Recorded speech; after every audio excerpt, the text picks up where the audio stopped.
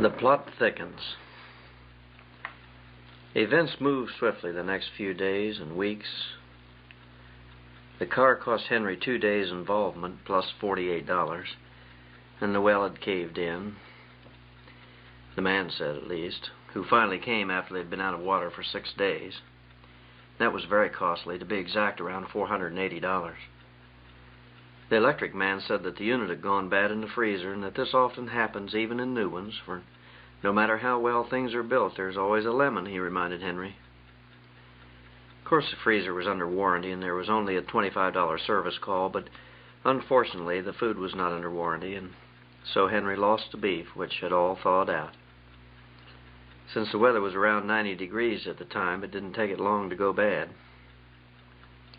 Henry argued that the power company should be responsible, but they said Henry should have called as soon as the freezer went out, and Henry said he didn't know about it, and they said they couldn't help that, and so he gave up and gave in. By the time he'd repaired his mowing machine and finished the field, the bad weather had come. It rained 7 days running on the good hay he had counted on for the cattle next winter. By the time the rain had stopped, the hay was black and beaten into the ground so badly that Henry raked it and burned it in the windrow. That was the day he sat down in the barn where no one could see him or hear him and sobbed with his face in his hands. It was not the sobbing of sorrow as much as it was of frustration and a loneliness that he couldn't explain. He tried to explain it to Dr. Manson, exactly how he felt, but he couldn't. Dr. Manson was sympathetic and said Henry was working too hard and was nervous, and so he prescribed some tranquilizers for Henry and some little white pills that would help him get a good night's sleep. But he was not to take them unless he was desperate for sleep. Henry found himself more desperate as the days went by. His appetite seemed to be growing worse, and he noticed that when he ate certain foods, his stomach burned and pained, and he had constant headaches. One thing helped him, though. He learned from TV all the popular remedies, and his medicine cabinet soon boasted a small, well-stocked pharmacy. There were 3 or 4 kinds of headache medicines for his 3 or 4 kinds of headaches, his tranquilizers, sleeping tablets, anti-acid medicines for the stomach distress he had so frequently, and laxatives, and of course the latest in cold medicines. The next crisis came when he sat down and realistically looked at his financial situation. He'd never really done this, and somehow the buy now, pay later plan and its full significance had never really grasped Henry.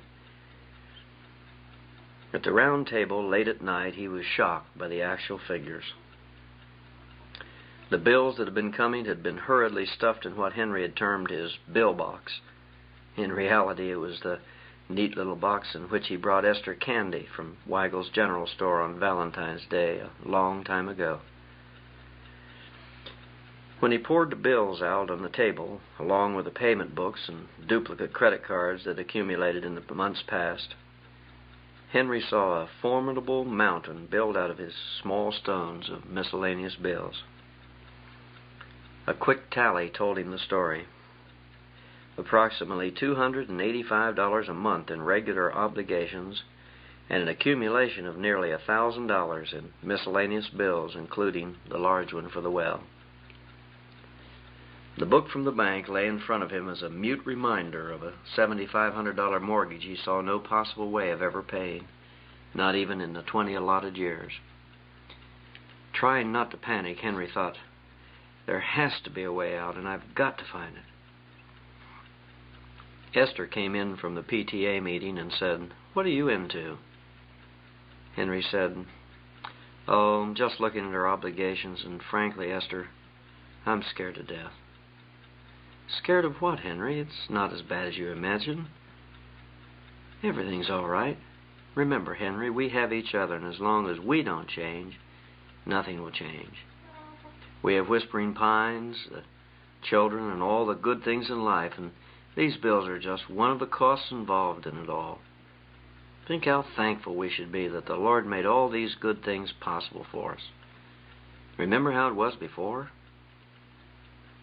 With a sickness creeping over his heart that he couldn't explain, Henry did remember. He closed his eyes, and he could see himself walking behind the mares on a spring day. The sun shining, the earth bursting forth in its clean, green suit of life, the happy waters of Sycamore Creek bubbling with pent-up enthusiasm, birds singing their chorus, and most of all, time. Time to hear and see it all and to take it all in. He remembered the unhurried evenings on the porch, the plaintive note of the whippoorwill, the night with its soothing noises like a tranquilizer upon his heart. He remembered how it used to be when the children were tucked in and he and Esther sat on the porch and talked and loved and lived. He remembered how, with mind and heart clear, he lay down with the smell of honeysuckle drifting through the open window and slept and slept. Henry wished he could just once more capture that time and that he could be in his bed like he used to be and morning would never come. With a return to reality, Henry suddenly realized that he was not remembering how it was before, like Esther was. And he didn't know how to tell her what progress had done for him, or rather to him. He explained to Esther that their monthly obligations far exceeded their income, and there was no possible way to balance such a swollen budget. They talked and figured and schemed and came to the conclusion that Henry must have more income if they were to make ends meet. He was yet to learn that whenever he found out how to make ends meet, something would move the middle again. The needed income could be realized if Henry could speed up production on the farm.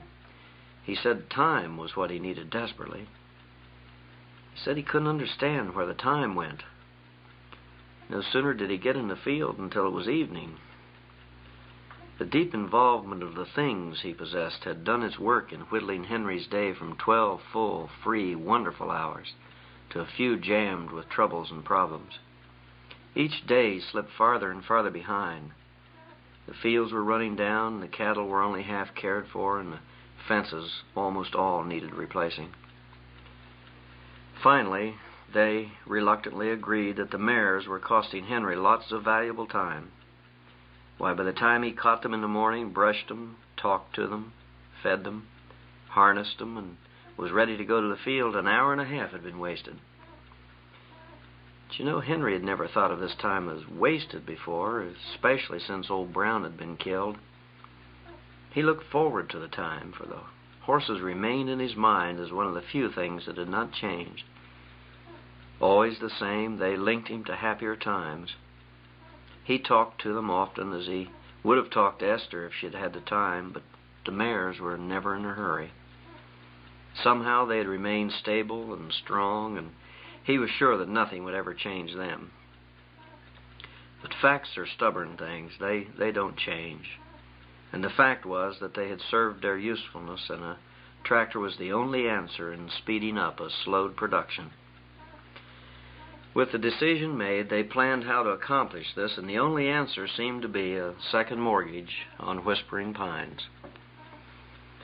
Henry agreed to see Will Jenkins first thing in the morning. The morning came, as it always does, and it was raining. This relieved Henry somewhat of the guilt of spending another day of involvement instead of doing the many things that needed done.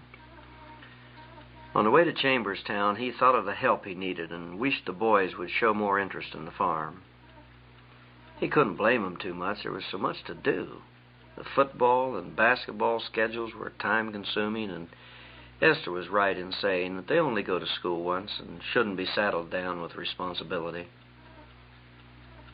Hilda helped some around the house, but it was the farm that worried Henry. He'd heard the boys talking one night while he was in the kitchen, and they were in the dining room working on their homework. Brent had said he just didn't understand why Henry wanted to mess around with that old worn-out farm when other men were working only 40 hours a week at the plant in Chamberstown and making 5 times as much money. Jeff had agreed and said he sure never wanted to be stuck in the country for life, and he was going to college and make something of himself. These things had hurt Henry, but he was being hurt so much lately that he wondered if he was overly sensitive. He remembered what Dr. Manson had told him, and he figured his nervous condition accounted for most of it.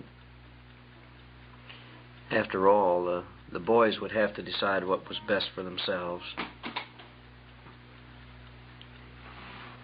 As for himself, he had made his decision years ago while trailing along behind his father in the South 40 as he plowed one spring. He would never leave Whispering Pines, and Shiloh would be his final resting place.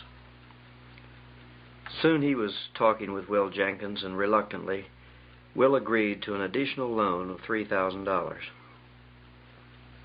Henry explained that $1,000 would be used to pay off an accumulation of bills and $2,000 for a proposed tractor and equipment. With the sale of his gray mares, he hoped to have a little to go on and tide him over, as his dad used to say. Will talked frankly about the easy credit system and what it was doing to people, but Henry said he didn't intend for it to ever change him, and this situation in his life was only temporary. Soon, with the new tractor and all, things would change, and he was sure, and they did. The new mortgage was for 5 years at 7%, and all in all totaled $4,050 at 60 payments of $67.50.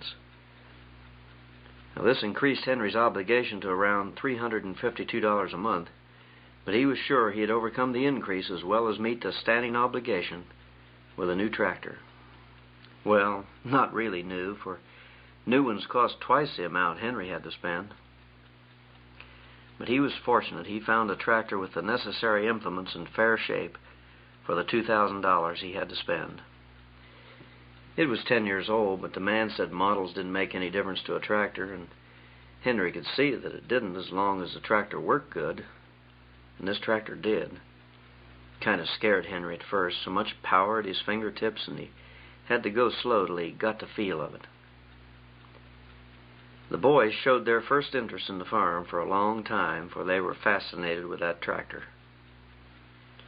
They wanted to help, so long as they could try their hand at the tractor, which Henry didn't allow too much, for it was the only means he had of making out. They never understood this, and often murmured to Esther that Dad sure is tight with that old tractor. Henry had his disappointment, too.